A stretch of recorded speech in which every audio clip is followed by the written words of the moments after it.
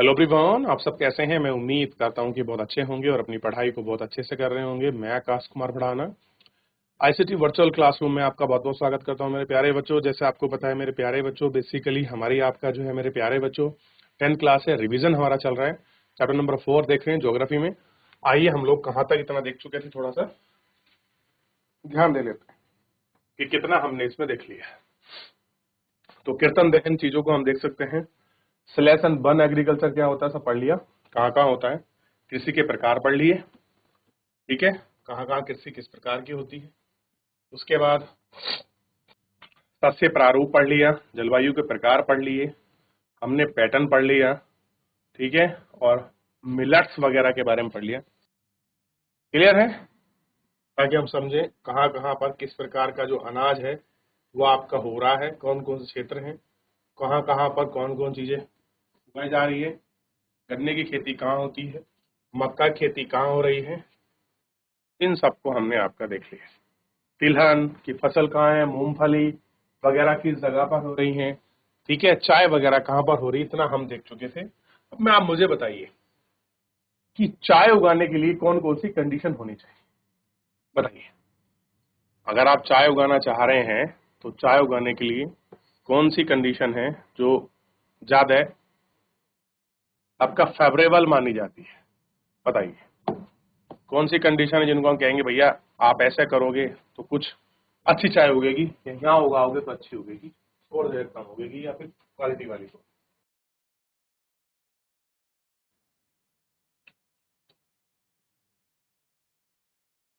Coffee वगैरह सब देख लिया। अब यहाँ देखिए, अखरोट, सेब और अनार, ये क्या है, ये अखरोट है।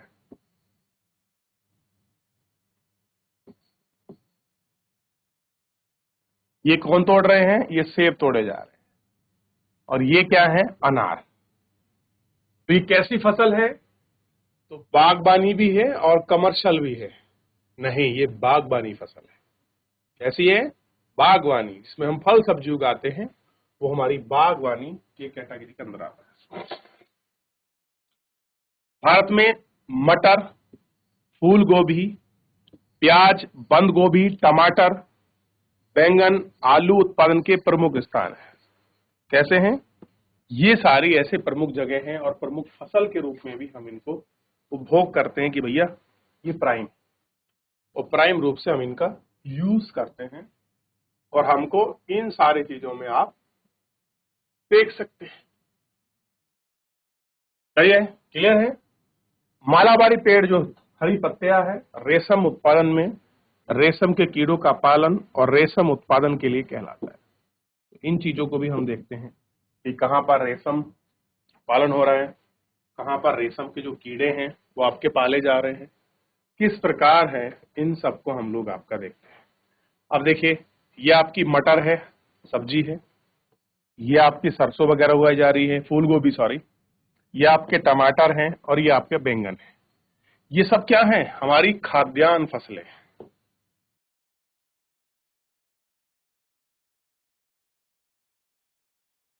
क्या है, खाद्यान्न फसलें हैं। याद रहेगा, इनको हम खाद्यान्न फसलों के रूप में ऐड करें।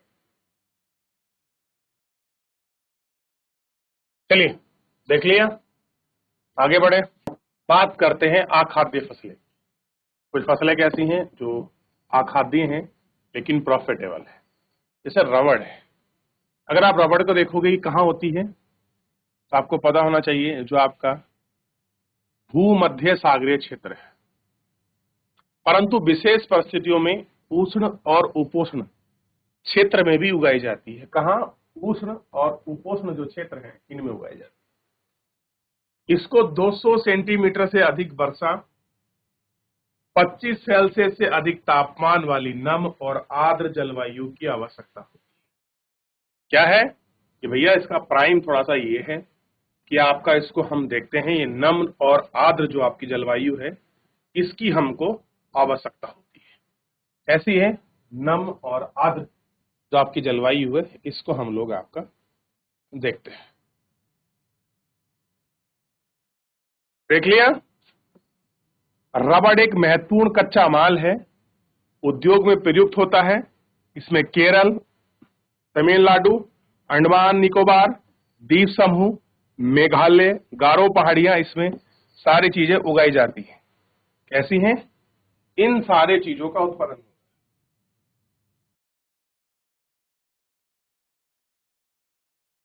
रेशेदार फसल, कपास, जूट, सन और प्राकृतिक रेशा भारत में उगाई जाने वाली 4 प्रमुख रेशेदार फसलें हैं। इनमें सबसे पहली 3 मिट्टी में फसल उगने से प्राप्त होती है और चौथी रेशम कीड़े कानून से प्राप्त होती है। इनसे भी आपका क्या बनती है? ये सारी चीजें प्राप्त होती है। क्लियर है? कपास भारत को पौधों को मूल माना जाता है। कह रहे जो कॉटन है, जो आपका कपास है, जो इसका मूल उत्पन्न हुआ है वो कहाँ हुआ है? भारत में ही। तो कपास को भारत का मूल नेटिव माना जाता है। सूती कपड़ा उद्योग में कपास में एक महत्वपूर्ण माल है। उत्पादन में भारत का विश्व के चीन के बाद दूसरा स्थान है। यानी कि कपास कॉटन कल्टीवेशन में पहले पोजीशन पर कौन है? चाइना। सेकंड में कौन है? हम भारत। दक्कन का प्लेट्यू को आप देखिए, वहां पर काली मिट्टी है क्योंकि ज्वालामुखी उद्गार की वजह से वो काला मिट्टी है, आपको यहाँ मिलेगा। और मैग्नेटाइट की वजह से भी होती है, फेरस मैग्नेटाइट की वजह से।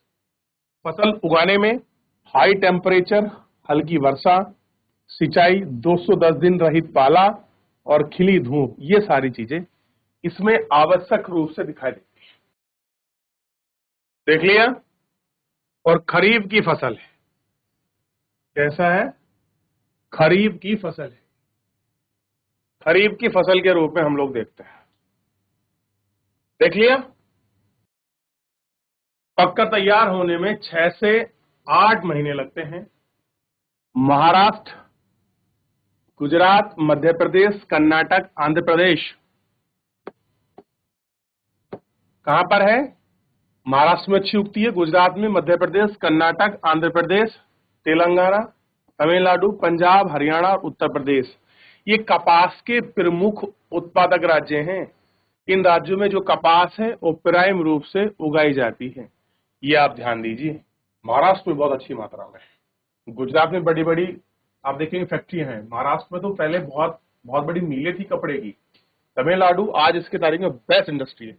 हरियाणा, पंजाब का जो आपका पंजाब वाला रीजन है, वहां पर कॉटन कल्टीवेशन बहुत अच्छी मात्रा में होता है। वो लोग इसको अपना कमर्शियल के रूप में यूज करते हैं। क्लियर है? तो बहुत बड़ी मात्रा में हम देखते हैं कि आज भी हमारे यहाँ जो है कॉटन कल्टीवेशन होता है, जो आपका कपास है उसका उत्पादन होता है। तो रेशेदार जो फसलें हैं ये आपको देखने के लिए मिल जाएगा। तो सबसे पहले अगर पूछ ले कि क्या क्या चीजों की जरूरत है, तो ये वाला आप जो कंडीशंस हैं इसको थोड़ा सा लिख देंगे तो चीजें आपकी सटीक और सही आंसर हो जाएगा। क्लियर है? देख लीजिए। अब हम बात करते हैं जूट की। जूट को सुनहरा रेशा, जूट को क्या बोलते हैं? सुनहरा रेशे के नाम से जाना जाता है। क्लियर होना चाहिए, सुनहरा रेशा क्या है? जूट है। जूट की फसल बाढ़ के मैदान में जल निकासी वाली उर्वरक मिट्टी में उगाई जाती है, जहां हर वर्ष बाढ़ में नई मिट्टी आकर जमा जाती है। तो ध्यान देखिए, जहां पर बाढ़ वाला क्षेत्र है उस जगह पर नई मिट्टी आती है, और नई मिट्टी आने की वजह से क्या हो जाती है? आपका ज्यादा आपका फर्टाइल हो जाती है, और इस वजह से ही देखा इसके बढ़ने के समय उच्च तापमान की आवश्यकता होती है। यानी कि जब बढ़ती है, ये पकने का समय आया तो कैसा है? High temperature. तो आपको पता है कौन सी फसल होगी? ये रबी की फसल होगी, क्योंकि जब हम उसको सितंबर या अक्टूबर में बोएंगे या अक्टूबर नवंबर में बोएंगे तो मार्च अप्रैल मई जून में इसको काटेंगे। क्लियर है? तो पश्चिम बंगाल इसका प्राइम स्टेट है, बिहार, असम, उड़ीसा में भी अच्छे, और मेघालय जूट के उत्पादक राज्य हैं। इससे क्या बनती हैं? बोरियां, चटाई, रस्सी, तंतु, धागे, गलीचा और दूसरी दस्तकारी। अब आपको समझ गया, जो आप बोरी देखते हो, क्लियर है? वो जो जिस धागे की बनी होती है वो किसकी होती है? इसी जूट की बनी होती है। ये जूट के बैग आते हैं। ठीक है? इसकी उच्च लागत के कारण कृत्रिम रेशों में पैकेजिंग, विशेषकर नायलॉन की कीमत को कम होने के कारण बाजार में इसकी मांग कम हो रही है। अब मान लीजिए इसका बैग 5 रुपए का आता है, नायलॉन का बैग 2 रुपए का आता है, लोग डिमांड किसकी कर रहे हैं? उन्हीं बैग की। तो इस वजह से ये सारी चीजें हैं और हम इन सारी चीजों को आपका देखते भी हैं। क्लियर है? तो ये थोड़ा सा आपको देख सकते। चलिए आगे देखें। अब टेक्नोलॉजी और इंस्टीट्यूशन बेस आपका रिफॉर्म, कि भाई अगर आपको कुछ चाहिए, आप चाहते हैं कि सुधार हो, तो क्या चाहिए आपको? इंडस्ट्री बेस और इंस्टीट्यूशन बेस आपको कुछ रिफॉर्म चाहिए। जैसा कि पहले बताया गया है कि भारत में कृषि हजारों वर्ष से जारी है। प्रौद्योगिकी और संस्थान प्रौद्योगिकी और संस्थाएं परिवर्तन के अभाव में लगातार भूमि संसाधनों का प्रयोग कृषि के विकास में अवरुद्ध है। कैसे हैं?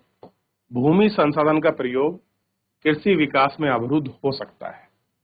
इसकी गति मंद हो जाती है। सिंचाई के साधन और विकास होने के उपरांत देश में एक बहुत बड़े भाग में अभी भी किसान खेती बाड़ी के लिए मानसून और भूमि की प्राकृतिक उर्वरता पर निर्भर है।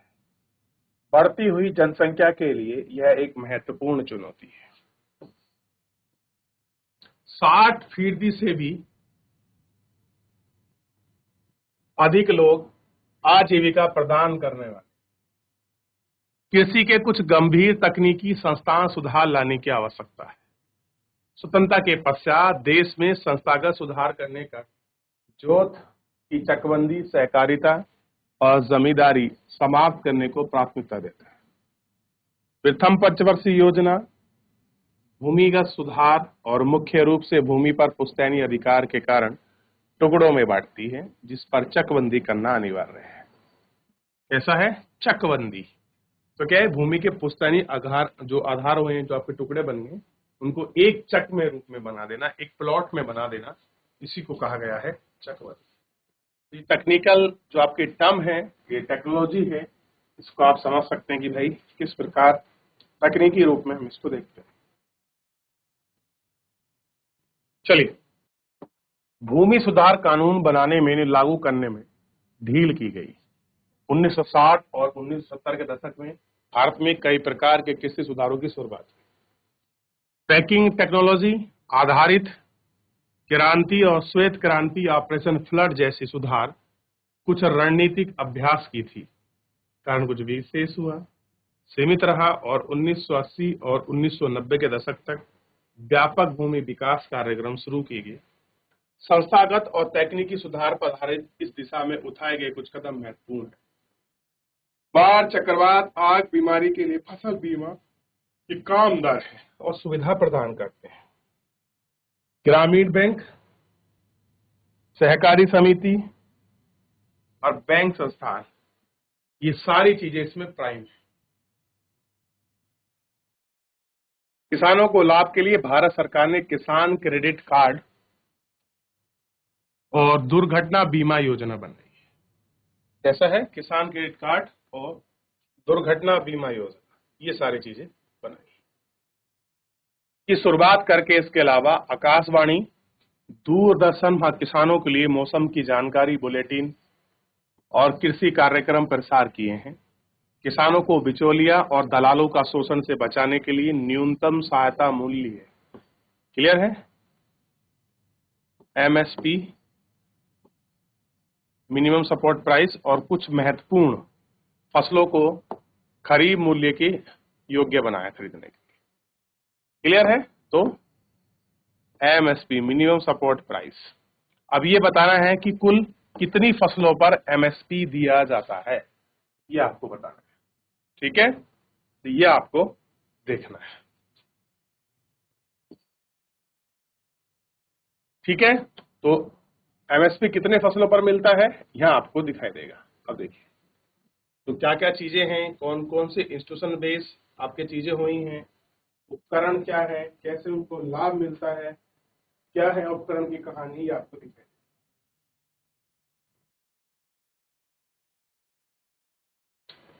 राष्ट्रीय अर्थव्यवस्था, रोजगार और उत्पादन में योगदान, इन सब में योगदान की हम लोग बात। क्लियर हो गया? चलिए उससे पहले यहाँ इससे आगे बढ़ने से पहले मैं यहाँ दिखाता हूँ। एक आंदोलन चला था जिसका नाम था भूदान आंदोलन। क्या था? भूदान आंदोलन। और आपको पता होना चाहिए महात्मा इसमें जो है आचार्य विनोबा भावे ने बड़ा योगदान दिया। उन्होंने शुरू किया कि भाई जमींदारी व्यवस्था को खत्म करते हैं। आजादी के बाद भूदान आंदोलन चलाया कि जमींदारी व्यवस्था का हम उन्मूलन करते हैं, खत्म करते हैं। अब हम लोगों में जिनके पास बड़े बड़े जमींदार हैं वो अपनी स्वेच्छा से, जिन लोगों के पास भूमि नहीं है उनको वो आपका भूमि दान करें। तो इसलिए भूदान यानी कि भू मतलब भूमि और दान, तो इसको भूमि ग्राम दान के नाम से भी जाना गया कि जो गांव की भूमि थी जो बहुत बड़े आप जमींदारों पे थी वो उसको डिस्ट्रीब्यूट करें।